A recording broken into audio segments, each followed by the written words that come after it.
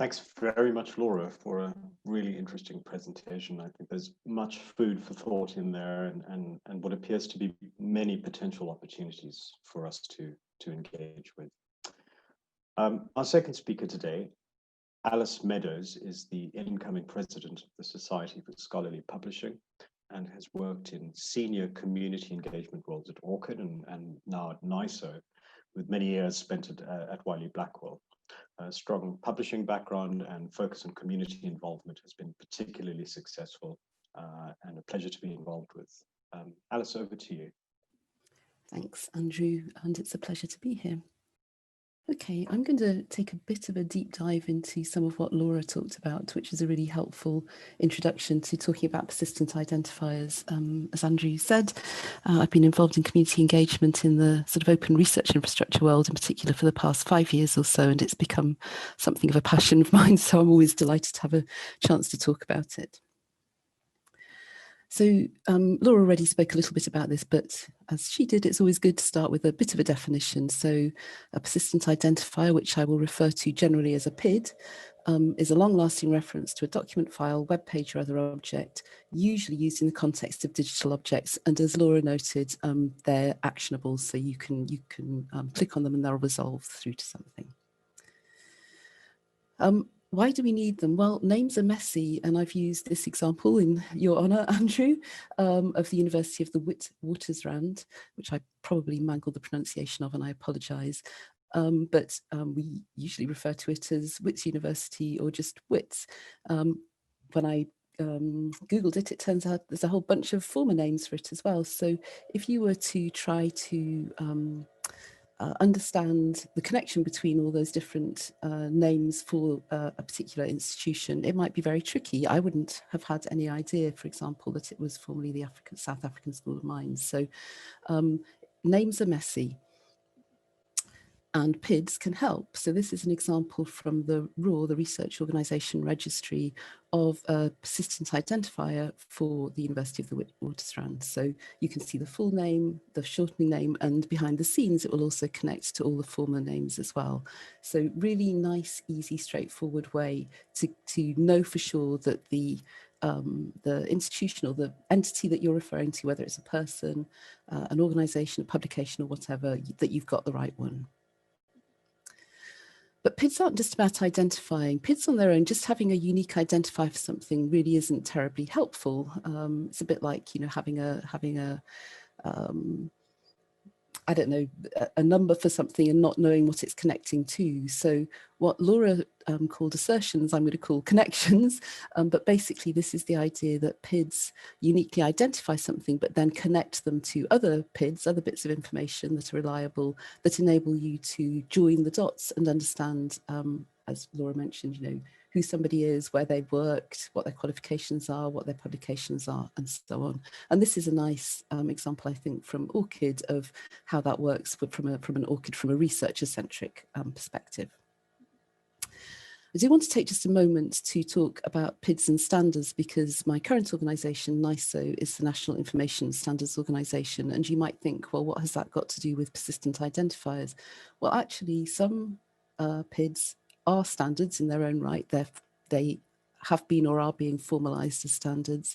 And also an awful lot of standards, particularly, for example, around metadata and schema, includes the use of persistent identifiers. So there's a very strong relationship between information standards and persistent identifiers that it's important to have, I think, in the back of your minds. I want to talk now about 5 priority PIDs, and they were prioritized actually. Another hat that I wear at the moment is I'm doing some consulting work for JISC in the UK, and they have asked myself and a colleague to look at how they can use persistent identifiers to support their open access program. And working with them, we have identified 5 PIDs that we think are the top priority. So these are DOIs, which are for outputs, and that includes Crossref and DataCite DOIs. Also DOIs, but for grants, which are provided by Crossref. ORCID identifiers, which are PIDs for people. raw identifiers, that's the example I just showed you, the Research Organisation Registry, which is for organisations, and RAIDs, which is an identifier type that you may not be familiar with. It's hosted by the Australian Research Data Commons and is starting to expand around the world, but is still fairly new, and in fact is an example of one that is being formalised as a standard right now. And those are identifiers for research projects, so they sort of enable you to bring together a whole bunch of different identifiers in a single group, so that you can see for this particular research activity or research project, these organisations were involved, these people were involved, these grants were involved, these publications or other outputs have been created. One thing, and this is very, very much backing up really what Laura said, all these priority PIDs are one of the reasons they were chosen. So there are other types of persistent identifiers that are available for many of those types of use, but these were selected because they're all open, so they're fully open source, they have open APIs, open documentation and so on. They're fully interoperable both within and between different research systems, so they're not proprietary at all. They're sustainable, some more than others. Crossref is probably the best example of a fully sustainable PID organisation, but all of them have financial models that are building towards full sustainability, and that mean that they are sustainable in the sort of short to medium term through grants or membership revenue, and all are community driven. And Laura spoke very well about the importance of why we need these organisations to be run by, with and for the global research community. So I want to, the work that we did for JISC included doing a survey. It was a relatively small survey of around 100 people, but a couple of the questions we asked were around what the barriers are to PID implementation and what the benefits are. And I don't want to go through this in detail. If you want more detail, I've added the link there to the full report. But we were a little surprised by some of the results. So I just want to highlight those. So one thing that we often get raised as an issue is that the value proposition for PIDs isn't necessarily clear to all stakeholders. And in fact, that was not what came out of this survey at all. That wasn't felt to be an issue. The biggest issue, there were no major barriers, but the biggest issue that was perceived, with just over 50% of people saying this was either a high or a somewhat high barrier, is the cost of implementation. So this is the technology, and I think that's a very real concern amongst people, and it's one of the reasons why community organisations like Crossref and ORCID are trying to help break down that barrier. In terms of benefits, again, quite interesting results here. Not altogether surprising that the biggest benefit was seen as external interoperability, so being able to interoperate between different systems outside of your own organisation. What was quite interesting was that cost savings in terms of money was seen as the smallest benefit, if you like, but cost savings in terms of time was 3 times higher. And since there's a kind of correlation between those two, we were interested by that.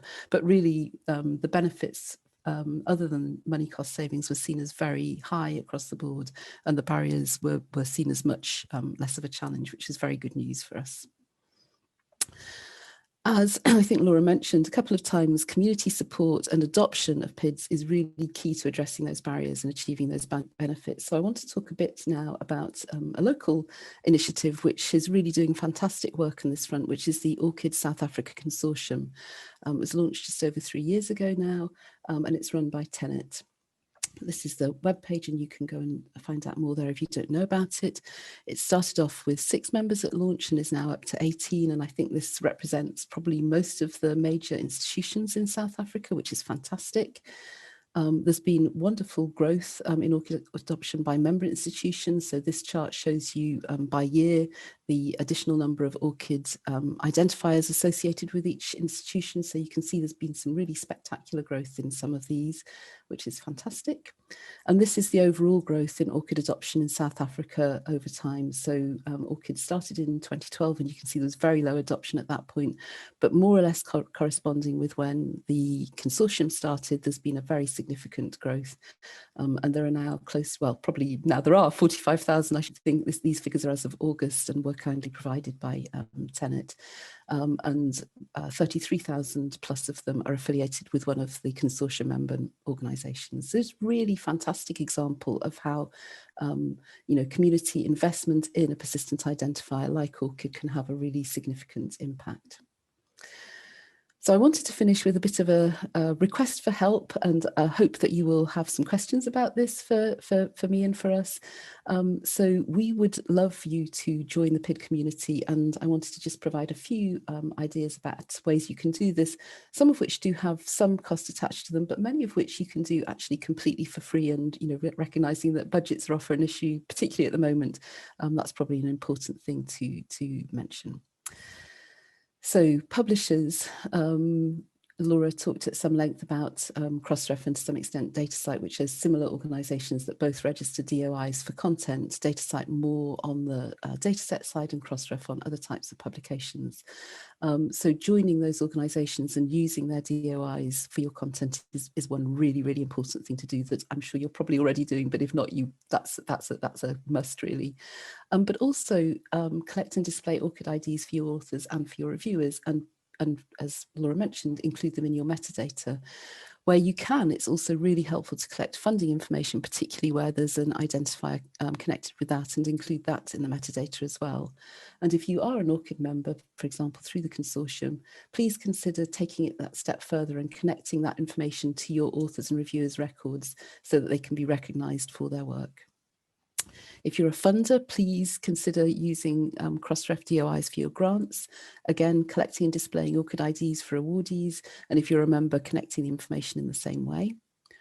For universities, please make sure your organisation has a raw identifier. They're pretty extensive now, so the chances are they do, but if they don't, please report it and ask them to create one for you.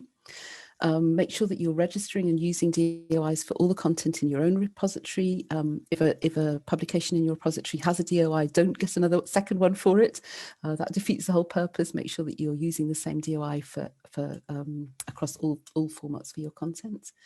Encourage your staff and faculty and grad students to get an ORCID ID. Some institutions are actually requiring it, but typically most are encouraging it. And then follow ORCID's best practice guidelines, including for repositories. And for those of you in the audience who are contributing to research yourself, as well as those of you who are supporting researchers, please get and use an ORCID ID yourself when you're prompted to do so, for example, during manuscript submission or grant applications. Grant permission up for your trusted organisations, that's ORCID member organisations, to access and update your record. And remember, if you're citing content, as Laura mentioned, to use the DOI. And then, as I mentioned, RAISE is still in a fairly early stage process. There's going to be a lot more. I think we're hoping that they will be formalised as a PID in sort of mid-2021. So at that point, I really hope that you will all consider using them for projects as well.